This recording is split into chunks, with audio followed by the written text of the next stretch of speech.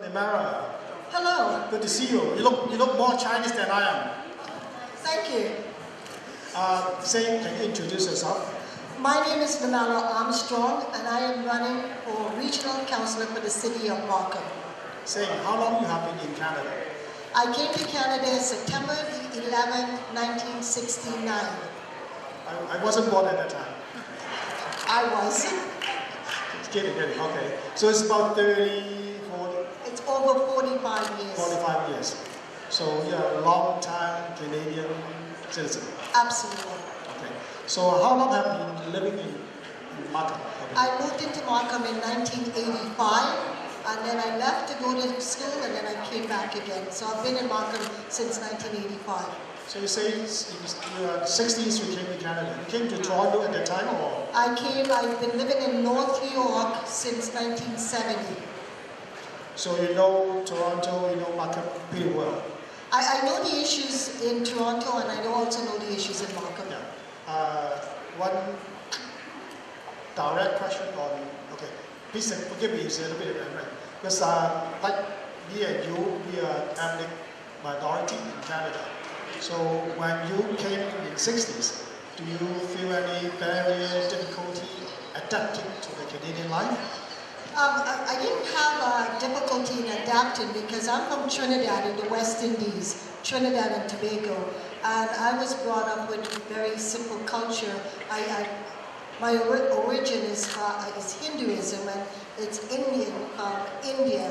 But I didn't wear the kind of garment that you would normally wear as an East Indian.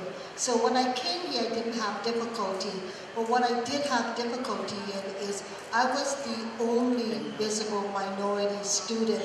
So let me give you an example. My name is Nirmala Armstrong. For someone to pronounce Nirmala, they couldn't. So I grew up with an anglicized name, Norma. So I did have a lot of difficulty in speaking and associating with other young Canadian students. But also, I did not have the luxury of wearing a garment, even though I wanted to, with different type of East Indian outfits. Today's society, we can leave our home and we can wear whatever we want to wear. I didn't have that luxury. If I did, I will tell you, I would have been beaten up. But I did. I got into a few fights when I was little because I was called, at that time, they referred to us as Packy. So I did get those names. I did get beaten up. So I know what it's like to struggle and fight for your independence. So now you're a lawyer, you have a good family. Tell us about you and your family. Well, I've been blessed. I've been married to Tim Armstrong, who's in the body here, and we have... Stay there, yeah. We have 4 children, Jared, Justin, and Amanda, and Michael. I've been blessed because I am a lawyer. I've been practicing law since 1995. I have my own practice. I do criminal and family law. I've been blessed because my son, Jared, is also a lawyer, and his wife is a lawyer, and they too practice here in Markham.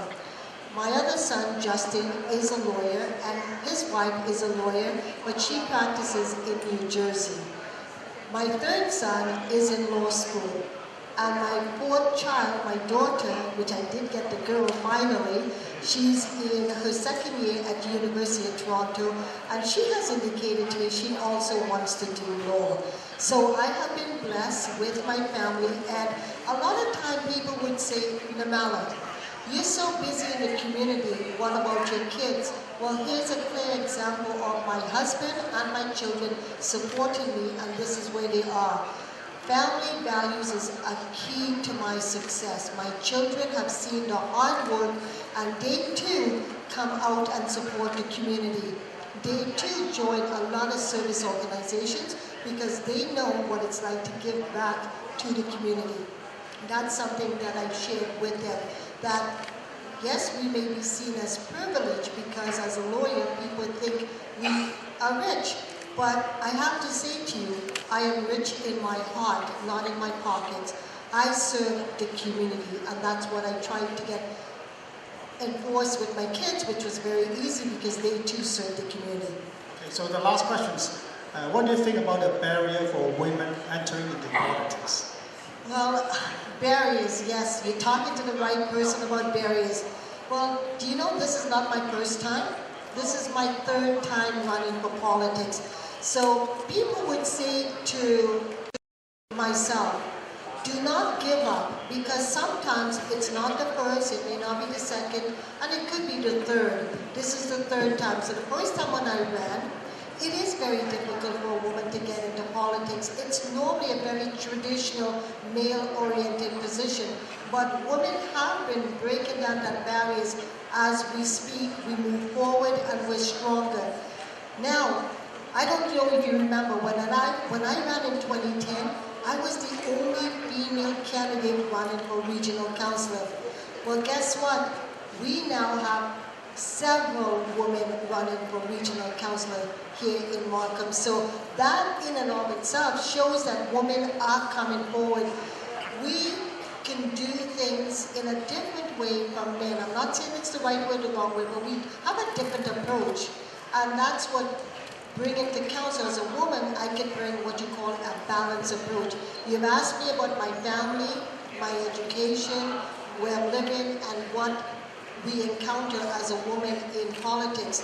Well, I say to you that it's not whether you're male or female, it's whether or not you can get the job done. And I have that proven track record, because when you look at my family, and you look at the 30 years of the community experience that I bring to council, it is a balanced approach. When I look at policies, I can see what the residents of Markham have been concerned about. And I can also read, analyze, and research the legal issues and the issues in general, and I can vote on any policy with respect to Markham and York region. Now, one final thing. When we talk about a woman in politics, people would say, and people have said to me, well, what about your kids? What are they going to eat? What are they going to do? And I remember specifically a very strong political person in 2010 said to me, it was a Sunday morning, and the person said to me, well, you're here, what about your kids? And I said to that individual, oh, are you implying the baked chicken I have in the oven, the corn that I've already cooked, this, that, and the other? You see, they think that because you're running for politics, you can't multitask. Well, I do multitask, and that's why today my children, they show me in the sense of they show well to society what I have been able to balance, a family and community. And when I say community, I've been a recipient of a Queen Golden Jubilee Medal and a Queen Diamond Jubilee Medal 10 years later. So it shows the work that I've done in the community. So as a woman, yes, we do have barriers, but we are moving forward. Thank you. Same thing, like we have a question for Sylvia. That's another question for you. So, what language is in this sign? When I look at the languages, I see English, and then I look at a different language and I'm looking, it looks either Iranian, Chinese, or Indian. And because of my limited knowledge about the languages, I would say it says, cast your vote. So the English one and the one on top is Korean. Korean, it said I didn't